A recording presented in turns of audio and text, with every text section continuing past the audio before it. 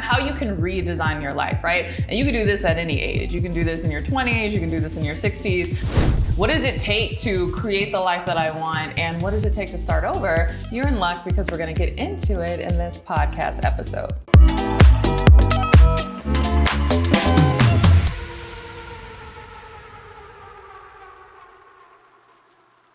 Hey, Courtney Sanders here. Welcome back to my podcast. If you're listening to this on iTunes or Spotify, you can always come on over to my YouTube channel if you want to see my crazy facial expressions or get the visuals for this. But for today's episode, I wanted to talk about something that I think a lot of people struggle with, especially when they get to a certain age. And, I'm thinking about this as well because I recently celebrated my birthday. And I won't tell you how old I am, even though it's not a secret. I'm sure you could figure it out. But I'm officially mid-30s, okay? I'm officially in my mid-30s. And I always just get so, saddened by maybe friends or just other, maybe acquaintances that I run across who feel like, if they haven't hit it by now, or if they haven't achieved what they're looking to achieve by now, right? In your mid-30s, certainly in your 40s, et cetera, that it's over, right? And that's definitely not the case. In fact, if you struggle with thinking that, I actually recommend that you check out this podcast episode where I talk about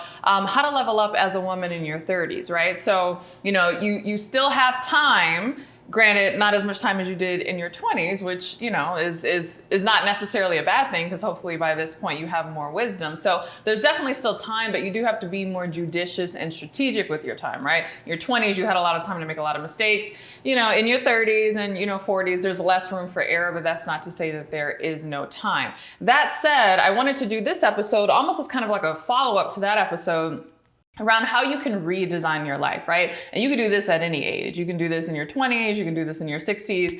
This is something that I've done a few times, in the course of my life, especially in my business. And like I said, I'm only in my mid-30s, right? So I'm a big proponent of pivoting when it's necessary, of, starting over when you feel like you need to, and maybe you're dissatisfied with the way that things are going, or maybe you're not dissatisfied, you just want something more. And so if you're looking to really redesign your life and you're like, man, what does it take to create the life that I want? And what does it take to start over? You're in luck because we're going to get into it in this podcast episode. All right. So yes, my recent birthday really got me thinking about this topic, but also some comments that I get on social media. And I know people mean well when they leave comments like this, but sometimes I'll post maybe like reels from my travels or photos of me doing things, or even just kind of day in the life content. And inevitably I get like, oh, hashtag goals, like your life is perfect. It's amazing. Like, you get to do everything you want to do. And while I do feel very fortunate that my life is well designed, it's not perfect, right? And I just want to put that out there because I think people think that unless you have a perfect life, it's not possible to live the life of your dreams, or it's not possible to live the life by design, right? My life is not perfect, right? We deal with family crises like any other family. People get sick. There's issues that you have to contend with. And, even when you're successful in business, you still contend with financial issues, right? So there's still stress that you have to be able to carry. And in fact, I have another podcast episode that I encourage you to check out all around how I manage stress and my self-care routine. But yeah, even when things are going well, right, and you're succeeding and you're making sales and you're making money and all of that, there's still added layers of stress in terms of how do you manage your money? How do you protect your money? If you're investing a lot in your business, you still can be in a cash strap, right? I know there's a lot of investments that I've made recently just with my coaching certification and getting my program certified and onboarding new coaches to help me deliver this program. Like, that stuff ain't cheap, okay? It costs me a lot of money to not only create the coaching certification program, but to hire people and to build out teams. And yeah, you're making money, but there are seasons in your business where you're going to be spending a lot of money as well. And it could be very stressful, okay? So I say all this to say, no, my life is not perfect, but my life is purposeful, right? It's not perfect, but it's purposeful, meaning that I've designed it with intention and I continue to design it with intention. And I'm always looking for how I want to redesign my life, right? So this is not a podcast for like, oh, if you're down in the dumps and your life is terrible, you need to listen to this to change your life. No, but I do want to encourage you that if there's anything in your life that is not quite the way you want it, don't just write it off and say, oh, this is the way that it has to be. No, your life can be any way you want it to be, but you have to be very intentional and make sure that you are designing it along the way. And so I did this in my college story, right? Many of you have heard me tell that story about how I lost my college scholarship. And that's actually what kicked me off into the personal development and life coaching world. And I had to redesign some things based on, my own work ethic and my own self-discipline to get back in school and to get another scholarship and ultimately to graduate. But even after I graduated, I had a good government job, right? I was working full time for the federal government in finance and banking. I was on a trajectory to make six figures. I was doing really well at a very young age. I had amazing benefits. I had a 10% 401k match, right, which was unheard of at the time. But again, I said, what about this does not fit with me? Do I want to live a life where I'm working in an office or a cubicle all day? Do I want to live a life where my work is separate in an office and I'm not going to be available for my kids? And I was thinking this before I even had kids, right? I was like a newlywed, wasn't even thinking about starting a family at that time. But I was like, if we want to start having kids, how is this all going to work out, right? So I constantly have these conversations with myself, even when things are going good. And I'm asking myself, how can I redesign it to get it so that, again, not that it's perfect, but that it's purposeful, that it is achieving the purposes that ultimately I want for my life, the lifestyle that I want to live, and the things that I want to accomplish. So when I have those seasons and I'm thinking about redesigning, this is the process that I go through, and then hopefully this will be helpful for you. Okay, the first step is you have to know what you want, and you really have to know what you want, right? I feel like people say this, oh, know what you want, know your desires, etc. And it sounds cliche, but I know for me, I am constantly reiterating this because most people are so disconnected from what they want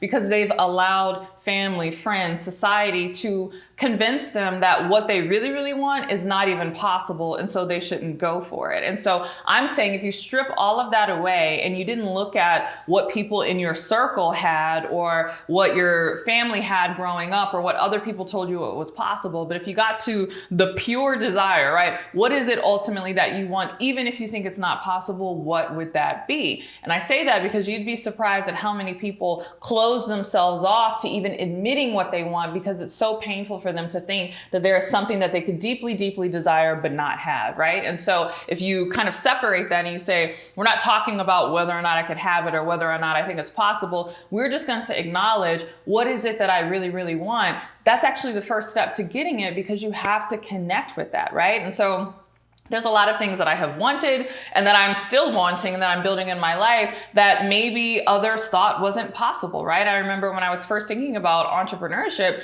and my own family was telling me like, hey, if you want to start a business, it's best to get your degree and then work for maybe like 20, 30 years, work for a corporation, get some experience under your belt. And then once you've really developed mastery, doing that work in a corporation, then you can kind of like spin off doing whatever you were doing for that company. Then maybe you can do it as an entrepreneur. And that was like the path to entrepreneurship, right? It's not that entrepreneurship wasn't like encouraged in my family. It was more so like that's something you do like in your 50s after you've had like a full career doing whatever for a corporation. Sure, you can be a consultant doing whatever you did for a company, and that's entrepreneurship. Literally, that's what my parents told me when I started to ask questions about entrepreneurship and I started to be interested in that. However, even when I had my good government job and I was getting those benefits, I was like, this is not going to work for me. Like, I want to do entrepreneurship now. So it sounds obvious now because we see so many young people, starting businesses and being successful with it. But at the time,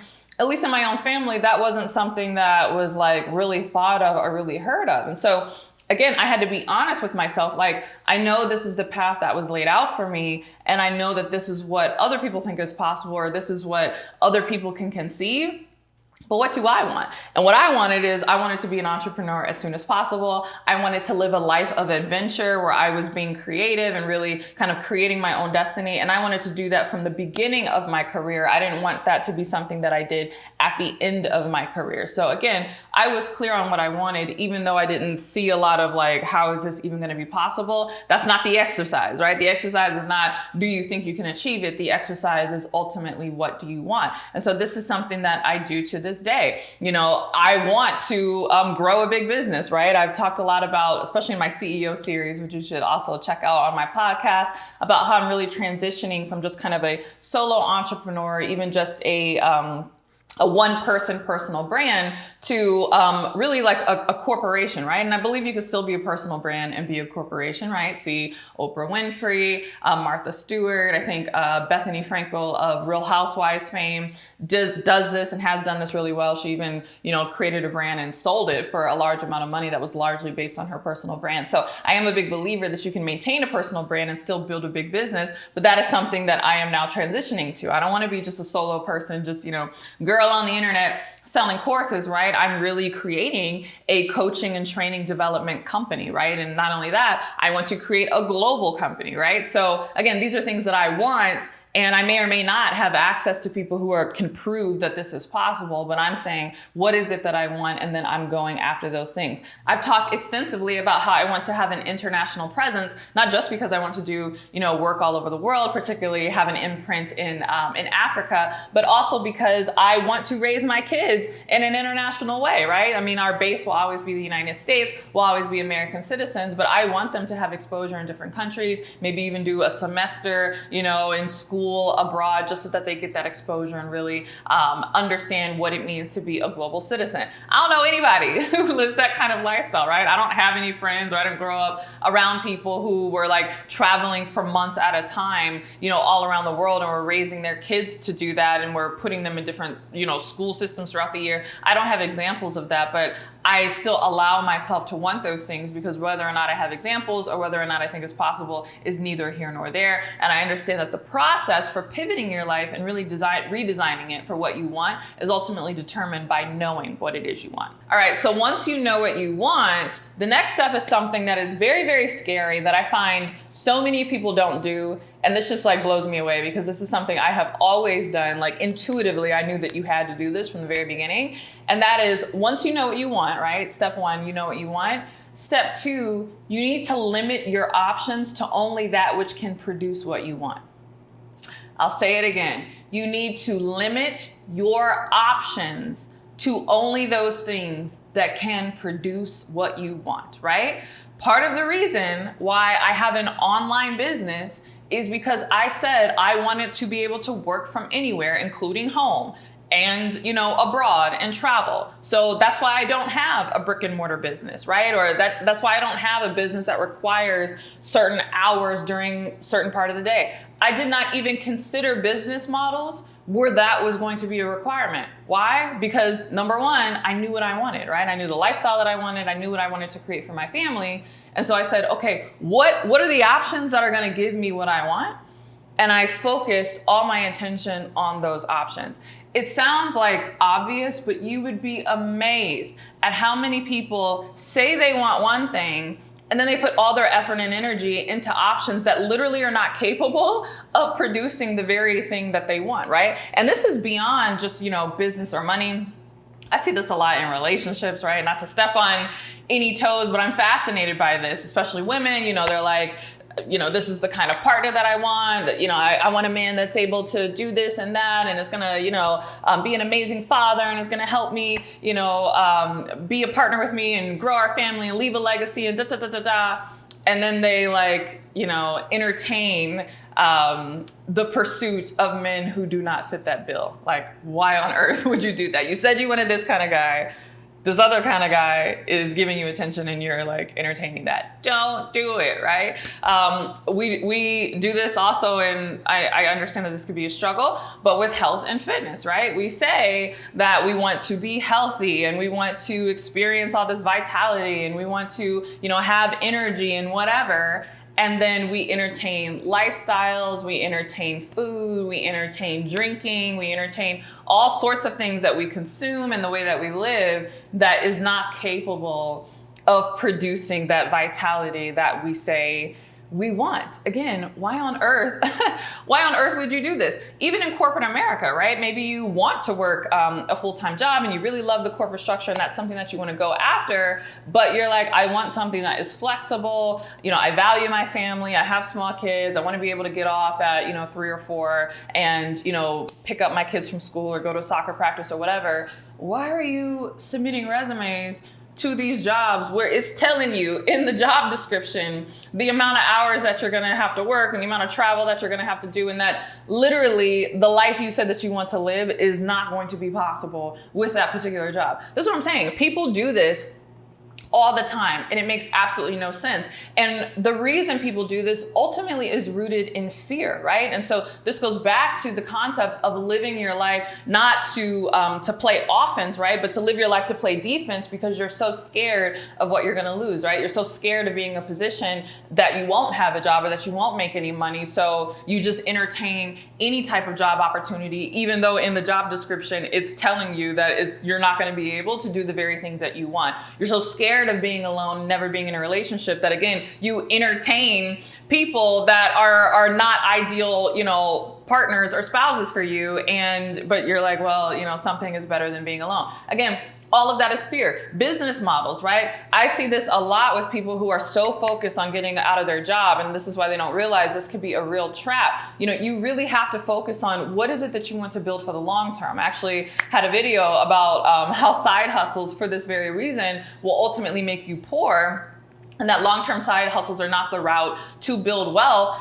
For this reason exactly, right? People get so caught up in like, I just need to make some money. I just need to get out of my job, whatever, that they go after business opportunities that they have no real skill set in, they have no real passion for. It takes a lot of time away from time that they could be putting towards something that's actually going to be like a legacy play for them and is something that is going to be long-term for them. And then they end up not living the lifestyle that they want, even though maybe they did quit their job and start a business. And again, it's because you did not limit your options, right? So we think about the word decide. It's I think the root is from the Latin word decidere, something like that. But it literally means to cut off, right? Side is about cutting off, right? So you need to decide, what are you going to cut off? What options are you going to cut off and say, you know what, I'm not going to be fearful that I'm not going to have anything. I know I have all these options, but really I only have the options that are possible or capable of giving me the outcomes that I want. I would say this step, in fact, even more so than not knowing what you want, is the core reason why so many people live lives that don't reflect what they say they want, is because they're constantly entertaining options that are not capable of giving them the very things that they want. So if you want to redesign your life, and I mean, we use the word redesign, right? That means that perhaps you are living in a way where you're experiencing things that are not in alignment with what you ultimately want. So you need to pivot and you need to redesign. How much more so is it time to look at all the options maybe you've been entertaining, or that you've been, pouring money to, pouring time into, pouring energy into, again, jobs that you've been applying to that you have no business applying to, friend circles that you have been engaging in, and they're not, on the same trajectory that you are in, like food you've been eating that, is very unhealthy and full of junk and has no nutrition and is not capable of giving you the nutrition that you need in order to live that vital life, right? Partners that you have been entertaining that won't make good spouses if you want to get married, and are not in alignment with your values and where you're trying to go. Now is the time to look at all of that stuff and again decide, cut it off, and say, I'm no longer entertaining those options. I am only entertaining options that are capable of giving me the outcomes in life that I want. Okay, the next thing that you need to do if you want to redesign your life, and this is something that I've really fallen in love with lately. Again, I don't know if it's because I'm getting older now and this kind of fits in with the natural slowdown of life that happens once you get to a certain age. Again, I'm joking. I know mid-30s is still kind of young, at least I tell myself that, but there's a slowdown. But the third thing that you need to do to successfully redesign your life is you need to focus on going slow to go fast. There is a quote that I heard. Now, granted, I'm not in the military. I don't know any Marines. I think it's a Marine saying or something. I don't even know where I picked this up from. I think I read it in a book or something. But the saying is, slow is smooth and smooth is fast.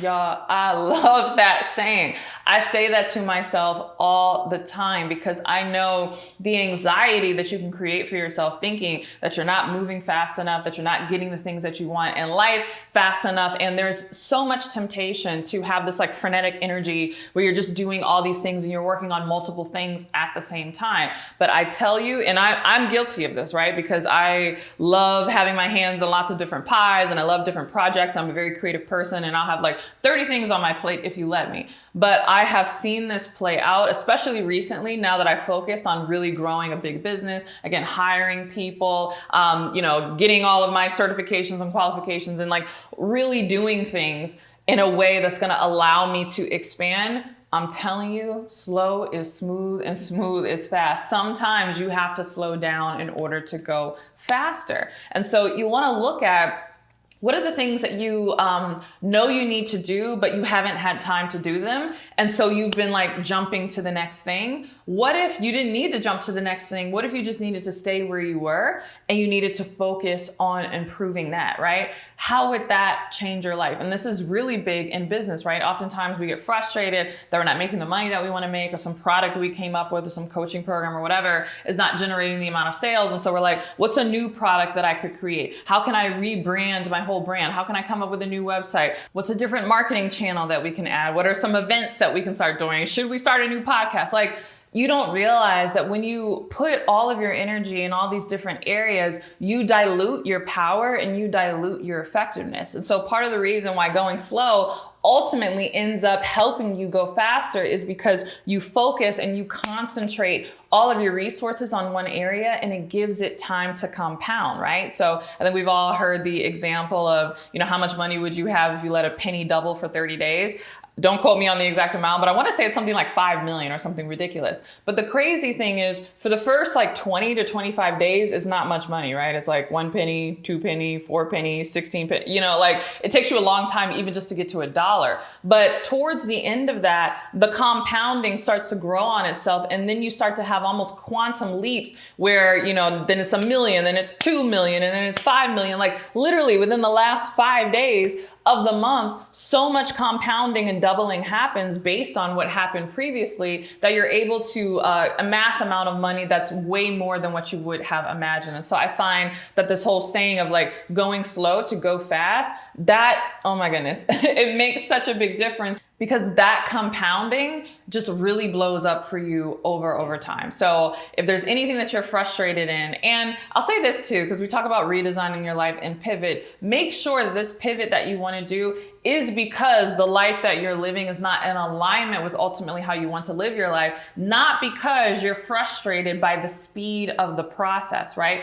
This is big. I see a lot of people who are constantly pivoting. They're always redesigning everything. They're always, I'm doing a new career. I'm jumping into a new relationship. I'm moving into a new city. They're always doing something new, not because the old was not in alignment with who they are, but because they lack the discipline and the focus to really see something through and to really stay in the process long enough for it to pan out for them, right? So that's a little gut check that you'll need to do even as you're watching this video about like, okay, how do I redesign my life? Does your life need redesigning, or is your life fine? You just need to stay in it long enough in order to see the results that you are looking for. That is really key. But if you are, like, okay, I'm starting something new, understand that starting something new is not a fast pass to get quick results, right? You're starting something new, but you need to make sure that you are willing to be in it for the long haul, that you're willing to slow down and really focus that time and attention, because ultimately that is what is going to create the results, right? I've been working on my business since 2009, right? I've been in the coaching space since 2009. I've been traditionally coaching since 2014. I've been full-time since 2016. And in many respects, I feel like I'm just getting started, right? You can look at that and say, wow, that's a really long time. You've been doing this for over a decade. That's slow. But I'm also seeing how quickly things have been compounding for me, even in the last year or two, because I've been able to put in that time and I have slowed down and really put my energy in just one bucket, right? So I think it was Andrew Carnegie that said, something to the effect of put all your eggs in one basket and watch that basket, right? This is essentially the same thing that we are saying here. Slow is smooth, but smooth is fast. Slow down to go faster. All right, so the next thing that you need to do in order to redesign your life is something that is going to sound like a contradiction to what I just said, but it's not. And that is you want to multi-purpose your activities. Now understand that multi-purposing is different than multitasking. Multitasking is working on a variety of different things. And again, having your energy and your time and your money and your resources spread thin where there is no power in any particular thing that you're doing. Multi-purposing, however, is making the one thing that you're focusing on or the few things that you're focusing on do double, triple, or even quadruple duty. Now, this is something that I insist on in every area of my life, but I really do this well in business, I think. So again, my business is not just, something that I do to make money. It's a part of my passion. It's a part of the legacy and the impact that I want to leave on the world. And it's also a part of the lifestyle that I want to live, what I want to be able to provide for my children. Again, all of these experiences, etc. And so when I go back to the second step where we talk about only focusing on the options that can give you the outcomes that you ultimately desire, I also only focus on the options that can give me multiple outcomes that I desire. So a perfect example of this is, again, business activities that I will engage in. Most people will say, okay, this particular business, activity or business model,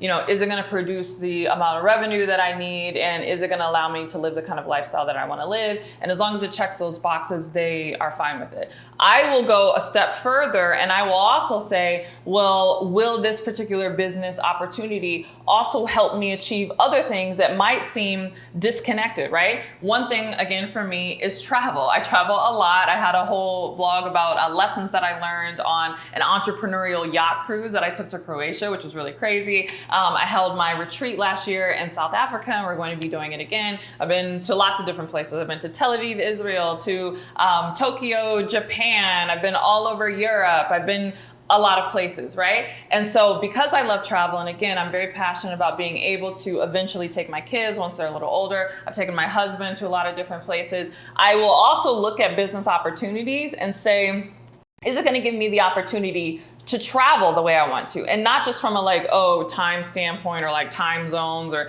can I work virtually, but will the way we do business help me maybe buy tickets, right? So I've talked a lot about how I love reward credit cards. In fact, I have a video that you can check out that talks about my strategy in terms of finding business credit cards that will allow me to get airline points. But I will look at a business strategy that requires ad spend, right? And I will work it out so that, we make a profit over and above what we're spending on ads. I will do that on purpose because I know that if this particular business model requires a high level of ad spend, I can put all of that ad spend on a travel rewards card, and that will allow me to get an extreme number of points that then funds traveling in the way that I want, right? So it's not uncommon for me to have anywhere from 500,000 to 1 million airline points a year just based on the business spending that I do and the business spending that we put on these travel cards. And so I need a high number of points because not only does it fuel my ability to travel often,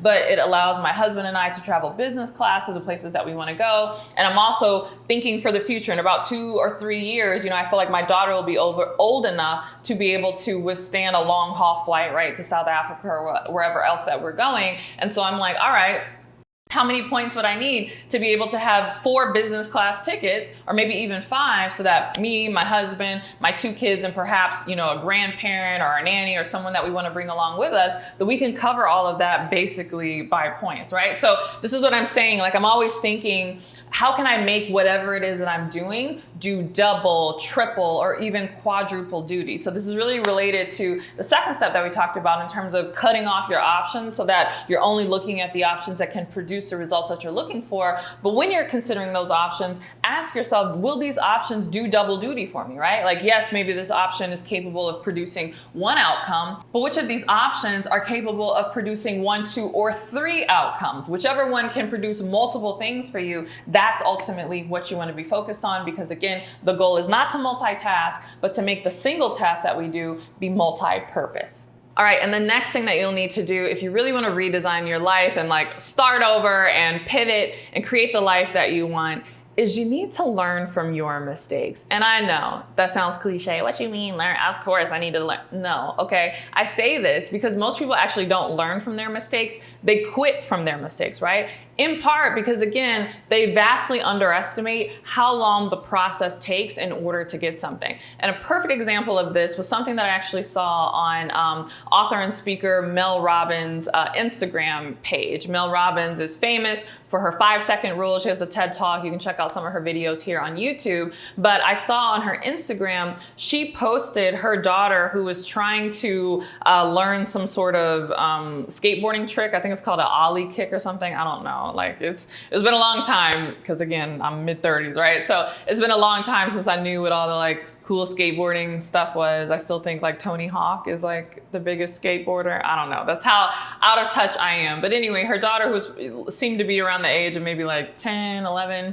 I don't know how old her daughter is, but she seemed like pre-teen or maybe like tween age. She showed over time, and I imagine that this took over the course of months, her daughter struggling to learn how to do this like kick flip and then like skateboard, do the flip, and then ultimately land on the skateboard. And it was even really eye-opening for me watching her process, because at first her daughter was just like practicing in the garage, trying to get the kick right, and she couldn't land on the board and she was falling down. And then her daughter progressed a little bit where she was like skating and she had some momentum, and then she would do the kick flip, but then she couldn't land on the board. And then lastly, it finally showed her being able to do, all the pieces in succession and land on the board, right? Get the right momentum, skateboard, do the kick flip, have the board spin, and then her land on the board. And then it's like, ta-da, she got it. But what I noticed that I thought was really interesting was when I was watching this video, and it was just a short little reel that was on her Instagram, the moment I saw her daughter get to the point where she was successfully riding on the skateboard, hitting the kick flip, and then landing on the board but falling off, I got really excited because I was like, oh my goodness, she's gonna get it. I knew at that moment that her daughter was absolutely going to nail this eventually, and that she was going to nail it pretty soon, because I saw that she had mastered all the hard parts up until that point. She had figured out how to even ride a skateboard, right? She had figured out how to do it at the right speed. She had figured out how to correctly do the kick flip, and she had figured out how to even land on the board. The last piece that she needed was how to maintain her balance so that when she landed on the board, she didn't fall off, but that she could remain standing. And I was like, wow, this is the point that so many of us get to where we quit, right? We think, oh, I've been doing this for a long time. It's just not working out. And we don't even realize how much progress we have made up until this point, right? We do this in business. We do this in relationships. We feel like, man, I've been doing this for so long and I'm just not getting it. I'm not able to stay up on the board, that we forget, like, girl, you can actually skateboard. You can actually ride at the right speed. You can actually do the kickflip, and you can actually land on the board. The last piece that you're missing is just your ability to stand up on it. And the fact that you are actually missing that shows that you are picking it up, and that it's just a matter of time until you master the last piece too. And so I felt like that was just such a good reminder, because people on the outside who have watched the full progression can see that you're getting it and that you are going to nail it soon. But because we're in the thick of it and all we see is how long we've been doing it, oftentimes we quit because we're like, I can't get it. I just keep making mistakes. I don't understand what's happening. We don't realize that success in any arena, whether it's skateboarding, fitness, relationships, business, etc., is actually mastering a series of steps in succession. We're looking at this one thing. How do I start landing clients? How do I start making money? How do I quit my job? How do I, run a 10-minute marathon? I don't know how long it takes to run a marathon. How do I run a 30-minute marathon? How do my husband and I stop fighting? Like, we're looking at this big outcome, and we don't realize that what we are actually saying we want is the totality of lots of little micro outcomes, right? In order to successfully land clients on a consistent basis, you need to master creating content consistently, identifying, product market fit. What is it that people want? Building your brand. Like, there's all these little things that you actually have to master, where once it's all added up, it creates the bigger outcome that you were looking for. Just as Mel Robbins' daughter wanted to just be able to do this skateboarding trick, not realizing that it's actually the mastery of several different moves in skateboarding that add up to the ability to master this one trick. And so many of us quit really right at the end of the process, because we've been doing it for so long and we're like, Why don't I have the clients yet? Why are we still fighting? Why haven't I lost the weight? Why haven't blah, blah, blah? We don't even pay attention to all the micro moves that we have mastered that has led us up to the point where we are right now. And if we just hang in there for a little bit longer, we'll master the last step too, and voila, the floodgates will open. So you really need to learn from your mistakes and understand that learning from your mistakes is a skill in and of itself. Most people lack the amount of self-awareness and attention to detail to really look at all the parts that they have been mastering over time and evaluate those steps. Again, most people are so focused on the outcome. I just want to quit my job. I just want to land clients. I just want to blah, blah, blah, that they can't see all the little micro moves that lead up into that point, and they can't evaluate their progress. And all they're looking at is time, right? It's been 6 months. It's been 2 years. It's been 4 weeks. All they're looking at is the time that has passed, and they're like, I don't have the outcome yet, I have quit, right? But if you can develop that level of self-awareness and learn to truly learn from your mistakes and break things down into all the components that are going to be required for you to master in order to get the bigger outcome that you're looking for, and evaluate your performance on all those micro movements, you might find that you're actually closer to your outcome than you realize.